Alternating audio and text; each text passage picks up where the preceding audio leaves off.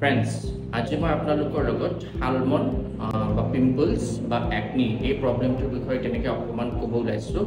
হালমইনা বা acne pimples এই প্ৰবলেমটো এটা বয়সত তেনেকৈ ষ্টাৰ্ট হয় 13-14 এনেকুৱা এজৰ পৰা ষ্টাৰ্ট হয় আৰু it can continue up to 25-30 years.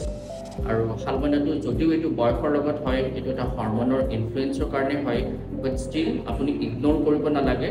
যেতিয়া হালমইনা অকণমান ডাঙৰ হয় বা অলপ ইনফ্লামেটৰী হয়, তাত মানে পেইন থাকে, পাছ ফৰ্মেশ্যন হয়, তাৰ ভিতৰত পুজ জমা হয়, তো এনেকুৱা টাইপৰ হালমইনাৰ কেছবিলাক আপুনি ইগন'ৰ কৰিব নালাগে। আপুনি ট্ৰিটমেণ্ট কৰিব পাৰে, কিয়নো ট্ৰিটমেণ্ট নকৰিলে it can leave behind some marks, কিছুমান দাগ থৈ যাব আৰু ইভেন কিছুমান স্কাৰো ফৰ্মেশ্যন হ'ব পাৰে।